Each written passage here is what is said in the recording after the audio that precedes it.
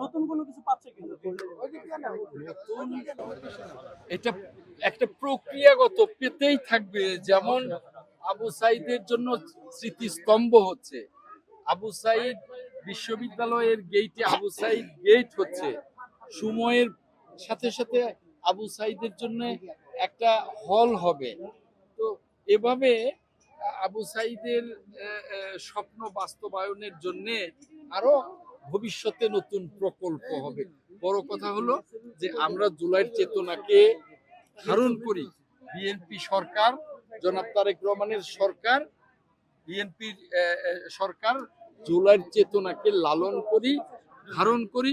প্রত্যেকটা জুলাইয়ের যে শহীদ, তারা যে এই দেশটার সমৃদ্ধির জন্য, এই দেশটাকে গণতান্ত্রিক দেশ হিসেবে প্রতিষ্ঠা করবার জন্য, ফ্যাসিবাদ মুক্ত করবার জন্য, এই যে দেশটা গড়বার জন্য তারা যে রক্ত দিয়েছে, তারা যে আন্দোলন করেছে, তাদের এই স্বপ্নকে আমরা বাস্তবায়ন করব।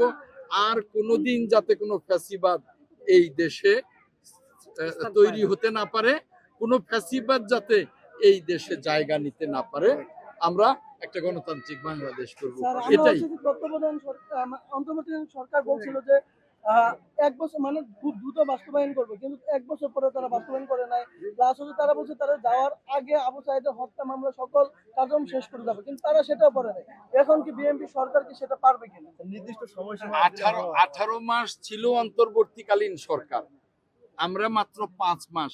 আবু সাইদ সহ সকল এই 2000 প্রায় শহীদ আছে, এবং আমাদের বিএনপির 7 লক্ষ নেতাকর্মীর বিরুদ্ধে মামলা, নির্যাতন, গুম, খুন, সকলের মামলাকে, সকল নির্যাতনকারীকে আমরা আইনের আওতায় আনব।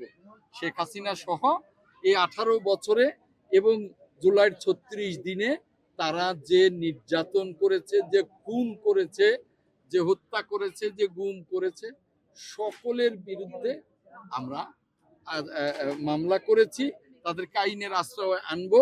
এবং এই জুলাই যোদ্ধা যে 2000, এই 2000 জুলাই যোদ্ধাদের যে বিচার, অর্থাৎ তাদের মামলায় যারা আসামি শেখ হাসিনা সহ, তাদের বিচার আমরা যতটা দ্রুততার সাথে।